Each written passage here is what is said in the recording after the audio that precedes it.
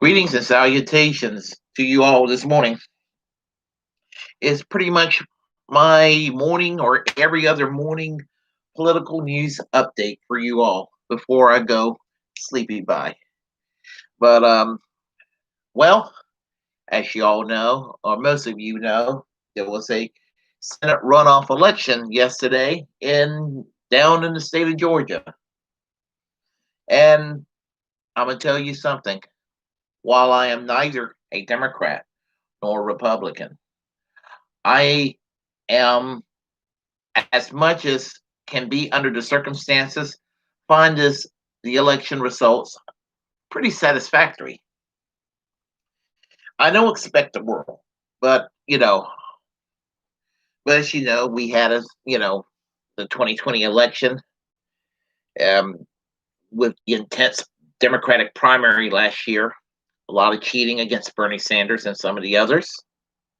Then it was Biden and Trump campaign, while the diehard Trump supporters are claiming foul play. Let me just say that cheating exists by both parties in every damn election, and it's always a matter of which political party is more clever during the election cycle.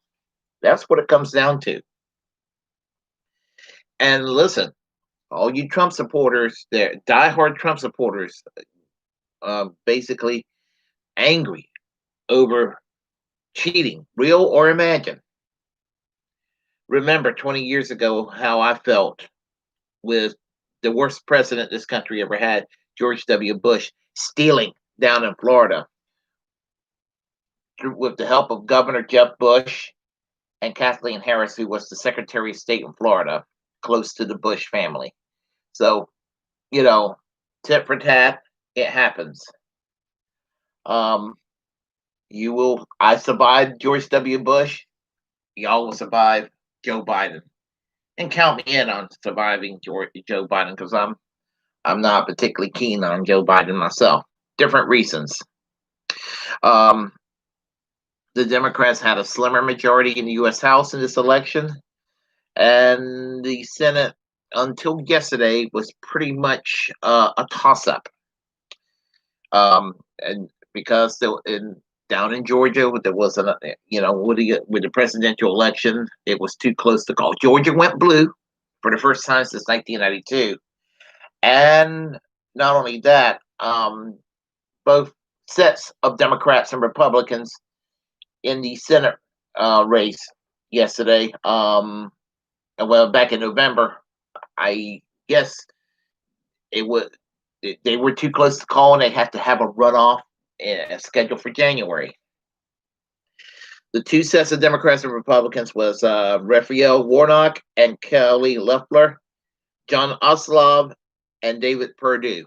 I can now pronounce his name. I said Ossoff yesterday. Ossoff. It's Osloff. But anyway, so Georgia voted blue for president Joe Biden. In spite of Brian Kemp, and his minions, doing what they like to do down in Georgia. Because the current governor of Georgia, I don't recognize. I'm not saying that I'm a Stacey Abrams fan. I'm clearly am not, but she did win that election down in Georgia 2 years ago. Um, and it was, in my opinion, Brian Kemp stole it. Just my opinion. Well, as I said, this Senate special runoff election on January 5th looks like it's pretty much resolved. It was still racer thin for both sets of candidates. But as it stands right now, the U.S. Senate will tip over to the Democrats. Still pretty slim. The majority is pretty slim. I mean, it's not like it's a strong Democratic shift in the Senate.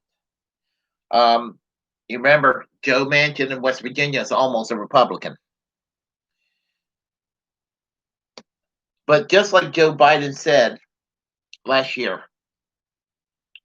nothing still will not fundamentally change. Um, and I think that's, looking at the cabinet, I think that's pretty much the case. Um, some good things could happen. I think that there will possibly be a $15 an hour minimum wage. If not a $15 hour minimum wage, it will probably jump up to maybe $10 an hour or $12 an hour, which is better than the current 7.25 an hour. Um, I think that we may have some stimulus checks. My prediction is that we probably are not going to see $2,000 as much as I want to see $2,000, but we might see periodic stimulus checks as this unpredictable pandemic transpires. With regard to healthcare, I'm not holding my breath. In fact, probably the most pessimistic about healthcare. Um, I believe Joe Biden and Kamala Harris, unfortunately, when they said they opposed Medicare for all. I believe Chuck Schumer and Nancy Pelosi when they said they're opposed to Medicare for all, because they're all bought and paid for, just as bought and paid for by private health insurance companies and big pharma as most Republicans, or virtually all Republicans for that matter.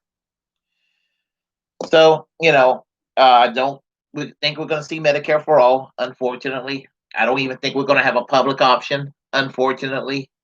And unfortunately, I don't really think that we're going to be, you know, the best we can hope for is reviving the Affordable Care Act, and hopefully anything that any of the good provisions that existed in the Affordable Care Act would remain. Um, that's as optimistic as I can give you as far as news is concerned with regard to the healthcare reform. And I hope that I am bloody wrong. Now, let's talk about the best news of it all. Senate Majority Leader Mitch McConnell got fired. I mean, I'm not particularly keen on Chuck Schumer. In fact, I really don't like the man, but you know, he's kind of an asshole in his own way. But I think that we're not going to see. I think we'll see some mildly positive change on some aspects of government and some reforms here and there. I'm very cautious about it. It will be some, far less than what I want to see, but obviously more more positive than negative when you compare Chuck Schumer to Rick McConnell. I can't help it. I got used to trying to do that impression of Mitch McConnell. So if you want to see me do it, I'm going to do it real quick and get back to what I was talking about. I'm Mitch McConnell. I'm an asshole. I'm Mitch McConnell. I'm an asshole that is a bootlicker for corporations and do nothing but advance the Republican Party at all costs. Why? Because I'm Mitch McConnell. I'm an asshole. Anyway, I'm sure he'll be around being the asshole that I just said he is.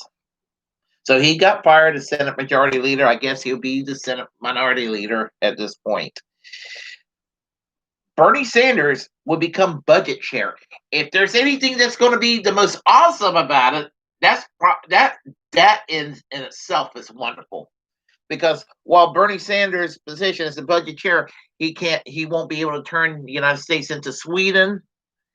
He still has a lot of sway over budget matters, entitlements, Social Security, Medicare, Medicaid, and other areas that hopefully we'll see kind of an improvement and protections of these services. But let me be cautious overall about everything, because the Republicans are pissed off right now and they're like loonier than usual. And I thought, even as a kid, when Ronald Reagan got elected in 1980, it's like, what the hell's wrong with these people? During my formative years of the 1980s, I thought, damn, these Republicans sound extreme. And then they got viciously further right in the 1990s, viciously further right after 9/11, really deranged during the Obama years with that Tea Party movement. And then we went through 4 years of Trump, and believe me, we haven't heard the last of Trump. He's going to be around, barking around, being a nuisance. But my advice to the Democrats now: you have the presidency, you have the U.S. House, and you have the U.S. Senate. Granted, I will give you a little bit of a waiver and know that there is a problem because the Supreme Court has tilted further right under Trump. So we're going to have some problems with the federal courts on certain matters. But do what you can and fight like hell to give to the American people and help them out. Provide things that are tangible. Do not enact a nanny state without the actual nanny. In other words, do everything you can to make government work for the people, to make people glad that the government's there to help. And if you don't do it, if you're too overreaching and the American people feel like they're being screwed over by that government, you can bet your beetle boots that the Republicans are going to retake the U.S. House of Representatives, retake the U.S. Senate in 2 years. In fact, I'm unfortunately predicting that's what's going to happen. Please, Democrats, prove me wrong, please. Because we got a COVID crisis. We got a healthcare crisis. We got an income inequality crisis. We have an environmental crisis. And we need to do what we can to solve this. And if we don't, the Republicans will be back in. And with Donald Trump, as dangerous as he was kind of incompetent, and he provided comedy relief. A competent Donald Trump with a mousier demeanor, a Mike Pence, or someone like Tom Cotton, that's dangerous, and you don't want that. And you don't want that, become the new FDR liberals of the early 21st century. You go and push aside the Bill Clinton 1992 model in the dust heap of history and rediscover your FDR New Deal roots. If you like what you heard, press like and comment. If you were disturbed by what I had to say, these words that I provided for the past almost 15 minutes, not quite, leave a comment anyway. We can have a conversation. Feel free to subscribe. Feel free to share the content. As a First Amendment absolutist, it's my duty to inform you that if you're passionate about something and you have a platform, utilize it. If you're passionate about something, you don't have a platform, create that platform, utilize it, because we're the muckrakers of our time. And yes, as I was saying earlier, prematurely, subscribe. Please do. Help make this channel grow. And until next time, I am American Social Democracy. Peace. And Bernie Sanders for president in the year 2024. And if you do that, you can really, really Mitch McConnell pissed off. Wouldn't that just be icing on the cake? Take care.